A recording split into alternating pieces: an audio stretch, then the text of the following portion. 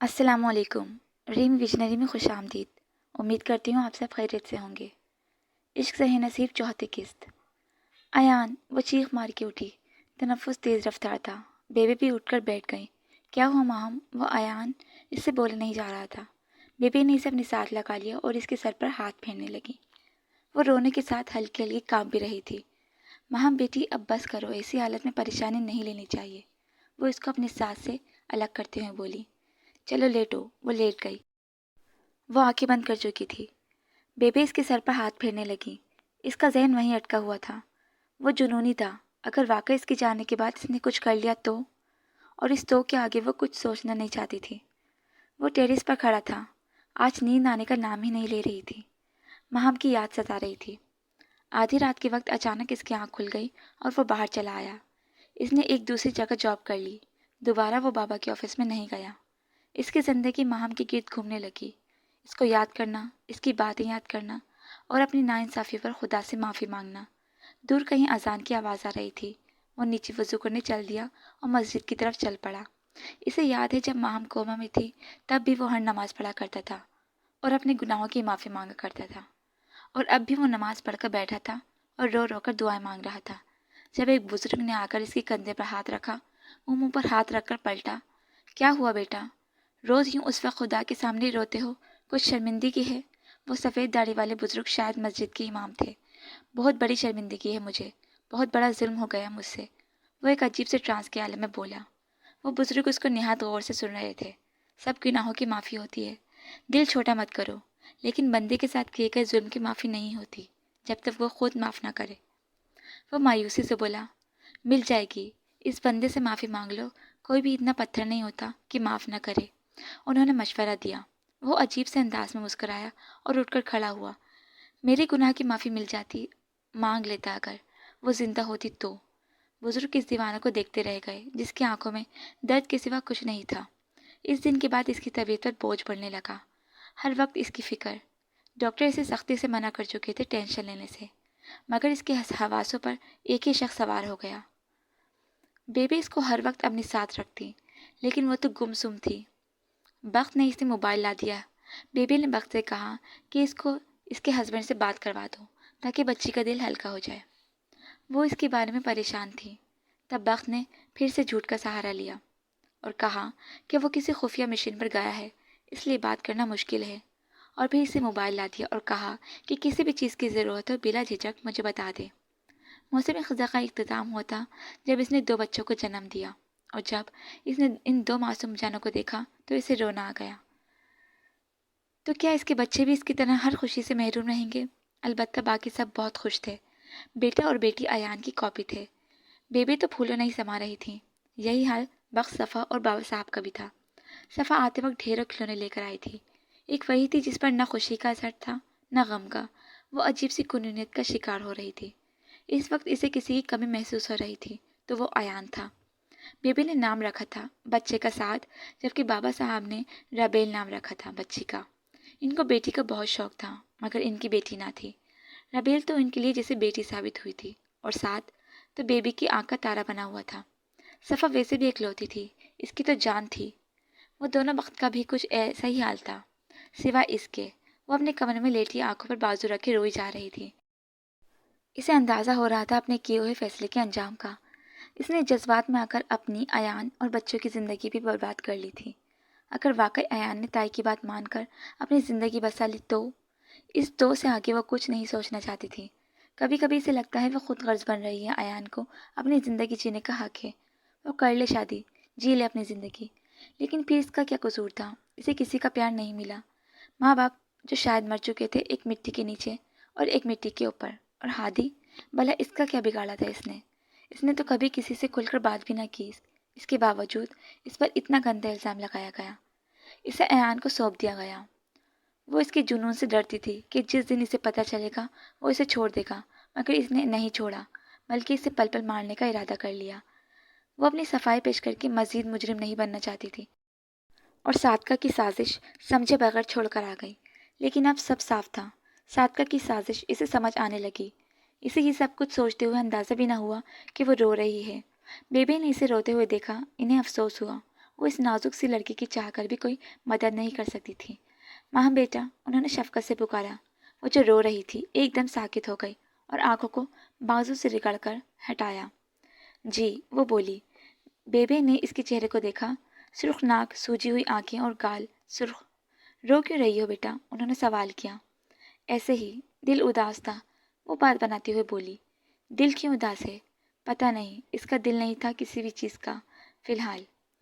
مجھے بات بتا چکا ہے سب۔ اس نے ان کی طرف ایک جھٹکے سے سر اٹھا کر دیکھا۔ پریشان مت ہو، مجھے وہ اسی وقت سب کچھ بتا دیتا، مگر اسے لگا شاید میں ایک انجان لڑکی کو یوں گھر لے آنے پر ناراض نہ ہو جاؤں، تو چھپایا۔ وہ ان کو دیکھنے لگی۔ بہت بڑی نعمت ہوتی ہے، انہیں یوں اپنے سے محروم مت کرو۔ وہ اسے خاموش دیکھ کر بولی۔ اپنی محرومیت کا بدلہ اپنی اولاد سے مت لو خدا کے لیے۔ وہ رونے لگی تو انہوں نے اسے اپنے ساتھ لگا لیا۔ تم بے شک اپنے شوہر کو چھوڑ کر آ گئی ہو، لیکن اپنی اولاد کے ساتھ تو میرا بیٹا یوں مت کرو۔ ان معصوم بچوں کو تو ابھی کچھ بھی نہیں پتا۔ آئی ایم سوری بیبی، مجھے ان میں ایان کا عکس نظر آتا ہے۔ میں چاہتے ہوئے بھی۔ وہ خاموش ہو گئی۔ کوئی بات نہیں، لیکن مجھ سے وعدہ کرو اب ان بچوں کے ساتھ یوں بے اتنائی نہیں برتو گی، خود کو سنبھالو گی تو جی پاؤ گی۔ میں کوشش کروں گی، وہ ان کے ساتھ لگی منہ چھپائی بولی۔ وہ اس کا سر سہلاتی رہیں۔ بیبی کے سمجھانے بجھانے کا اثر تھا، اس کے لیے سب کچھ اب سعد اور رابیل بن چکے تھے۔ اس دن وہ لان میں تھی، اب رابیل اور سعد دونوں پاؤں پاؤں چلنے لگے تھے۔ صفا اس کے پاس بیٹھی باتیں کر رہی تھی۔ وہ اس کی باتیں سن رہی تھی، مگر دھیان ان بچوں کی طرف تھا۔ وہ بار بار انہیں پودوں کی طرف جانے سے منع کر رہی تھی۔ صفا نے عجیب سا سوال کیا، تمہیں ایان یاد نہیں آتا؟ وہ چوکی، پھر اسے دیکھا، نہیں، اور پھر انہیں دیکھنے لگی۔ اتنی سخت کیسے ہو سکتی ہو تم؟ پتہ نہیں یار کیسے، حالات نے کر دیا۔ وہ پھیکا سا مسکرائی، لیکن اب مڑ کر نہیں دیکھا۔ تمہیں اس سے ذرا سی بھی محبت نہیں تھی کیا؟ وہ جھٹکے سے مڑی۔ محبت پتہ نہیں، اس نے خود کو کمپوز کیا۔ بتاؤ نا مہم، تمہیں نہیں لگتا کہ تم بھی اس سے اتنا ہی پیار کرتی ہو جتنا وہ تمہیں؟ وہ اصرار کرنے لگی۔ وہ کچھ نہیں بولی۔ پھر وہ بولی، جب اس نے اظہار کیا پہلی دفعہ تو مجھے ڈر لگ گیا، پھر جب اس سے شادی ہوئی تو اور ڈرنے لگی، کہیں محبت ہو گئی اور اس سے سب کچھ پتہ چل گیا اور اس نے مجھے چھوڑ دیا تو۔ لیکن جب میں اسے چھوڑ کر آ گئی تب مجھے اندازہ ہوا جس محبت سے میں بچ رہی تھی وہ مجھے ہو چکی ہے۔ مجھے ایان سے محبت ہے، لیکن اب کوئی فائدہ نہ رہا، کیونکہ اب ہمارے راستے جدا ہیں۔ واقع میں پھیکا پھیکا سا مسکرائی۔ صفا کی آنکھیں نم ہو گئیں۔ میری دعا ہے اللہ تعالیٰ پھر سے تم دونوں کو ایک کر دے، آمین، وہ زیر لب بولی۔ تبھی اندر سے بخت نے آ کر رابیل کو اٹھا کر پیار کیا، اور پھر سعد کو، اور پھر ان دونوں کو اٹھا ان کی طرف آ گیا۔ کیا ہو رہا ہے لیڈیز؟ وہ ان دونوں کو ان کے پاس اتارتے ہوئے بولا۔ کچھ نہیں، آپ کہیں جا رہے تھے؟ وہ پوچھنے لگی۔ جی بالکل آپی جی، شہر جا رہا ہوں، ایک کام تھا، 1-2 دنوں تک آ جاؤں گا۔ وہ صفا کو بالکل اگنور کرتے ہوئے بولا۔ اچھا جی، اب چلتا ہوں، لیٹ ہو رہا ہوں، اپنا اور بیبی کا خیال رکھیے گا، اور ان دونوں کا بھی، اور کچھ لوگ جو نہیں دیکھ رہے ہیں ان کا بھی، وہ صفا کی طرف اشارہ کرتے ہوئے بولا۔ تو مسکراہٹ نمایاں تھی۔ وقت کا بھی تو صلح رہنے دیا کرو، وہ خفگی سے بولی۔ کر لوں گا واپسی پر صلح بھی، اللہ حافظ۔ وہ مڑا تو اللہ حافظ کی آواز سنائی دی۔ وہ صفا کی تھی۔ وہ سر جھڑک کر آگے بڑھ گیا اور ماہم ہنستی چلی گئی اس کی جلد بازی پر۔ وہ جا رہا تھا جب ایک گاڑی نے غلط ٹرن لیتے ہوئے اس کی گاڑی کو ٹکر مار دی۔ اس نے گاڑی کا رخ موڑنے کی کوشش کی، تبھی گاڑی سڑک کی سائڈ پر لگے درخت سے ٹکرا گئی۔ اس کا سر اس ٹرینک سے ٹکرا گیا اور گرم خون کی ایک دھار اس کو اپنے سر سے ماتھے پر آتے محسوس ہوئی۔ اس کے بعد وہ ہوش سے بیگانہ ہو گیا۔ آج آفس میں کام زیادہ تھا۔ وہ سارے کام نپٹا کر اٹھنے لگا، جب ہی اسے کسی نے کسی گیسٹ آنے کی اطلاع دی۔ اس نے اسے اندر لانے کو کہا اور ساری فائل ترتیب سے رکھنے لگا۔ ڈور ناک ہوا۔ کم آن پلیز، اس نے دیکھے بغیر کہا، اور پھر سر اٹھا کر دیکھا۔ سٹ ڈاؤن، الفاظ اس کے منہ میں ہی اٹک گئے تھے جب اس نے سامنے دیکھا وہ سعد کا تھی۔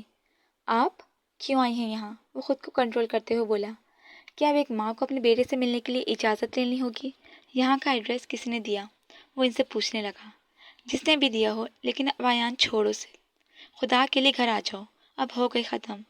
بیٹا معاف کر دو ہمیں۔ وہ رونے لگی۔ مما میں کون ہوتا ہوں نا معاف کرنے والا؟ سوچی سمجھی سازش کے تحت کی جانے والی خطا کی معافی نہیں ہوتی۔ وہ اٹھ کر بریف کیس اٹھا کر باہر کی طرف جانے لگا، پھر پلٹا۔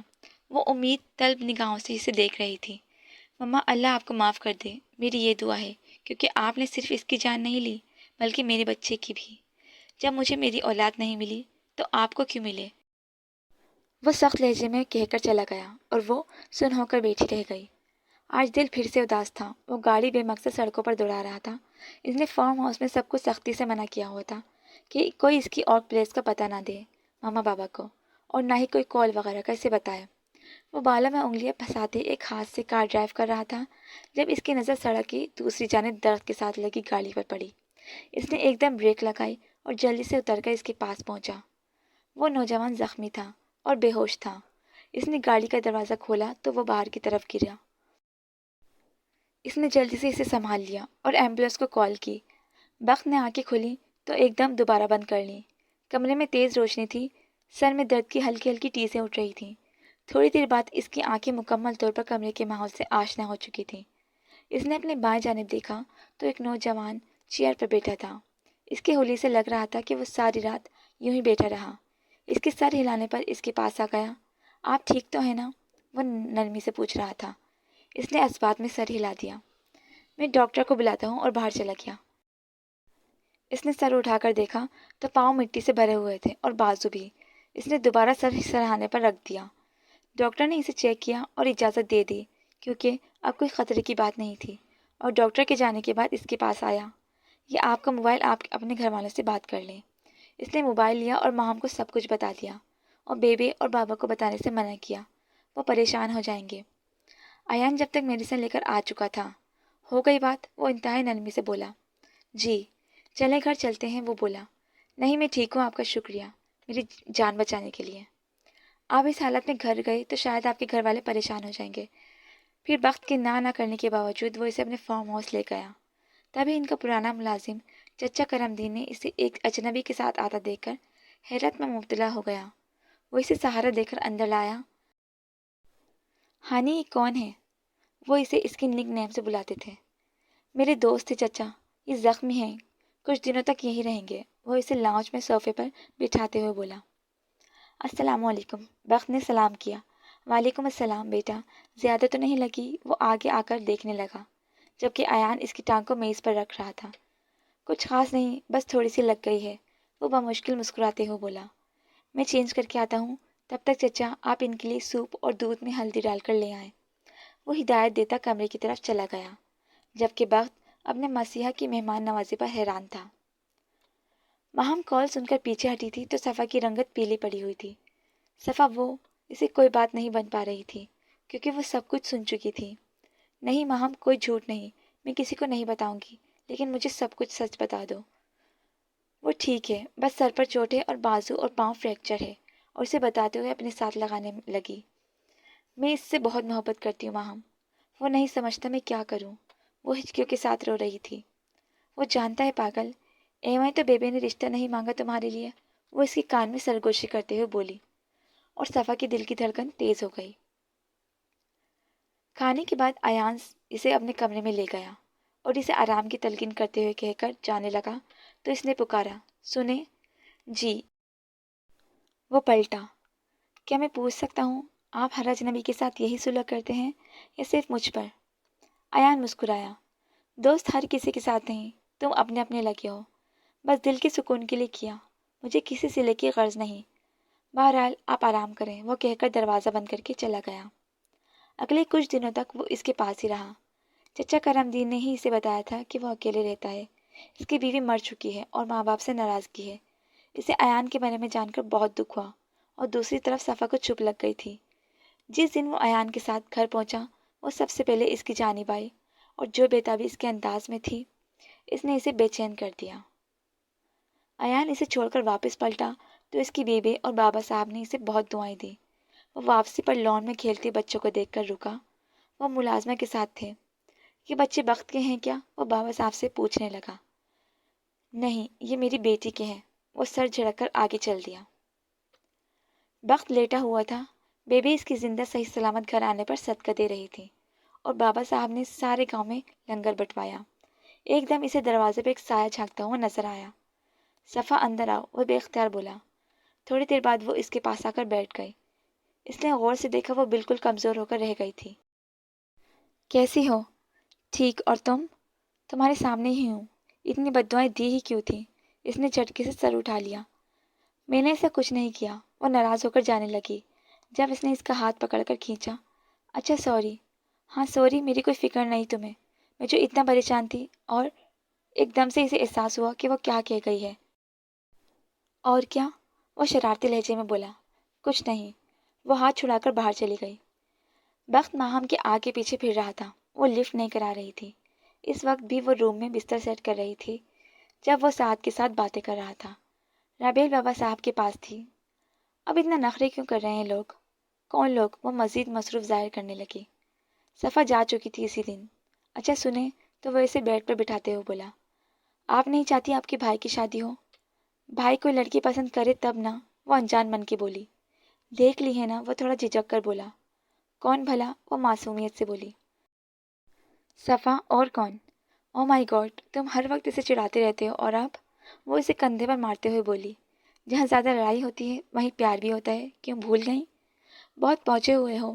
بات کروں گی، لیکن نکاح کی ابھی پڑھ رہی ہے وہ بالآخر اس نے اندیا دے دیا۔ تھینکس، آپ نہیں جانتے میں کتنا خوش ہوں۔ وہ اس کے چہرے پر خوشی کے رنگ دیکھ کر خوش ہو گئی۔ وقت کی بات طے ہو چکی تھی اور نکاح کی ڈیٹ بھی فکسڈ ہو گئی تھی۔ دونوں طرف سے انتظام شروع ہو چکے تھے۔ وقت ماہم کا مشکور تھا۔ اس نے ایان کو خاص طور پر انوائٹ کیا تھا۔ وہ اس کے اصرار پر آیا اور اس سے مل کر نیچے بیٹھ گیا۔ جب نکاح کے بعد دلہن کو لانے والی لڑکی پر نگاہ پڑی، نیوی بلو فراک اور اس کے نیچے چوڑی دار پاجامہ، سر پر دوپٹہ حجاب کی طرح لپیٹا ہوا، ہنستے ہوئے بخت کے پاس آ کر کھڑی ہوئی۔ ماہم، وہ شاکڈ ہوا۔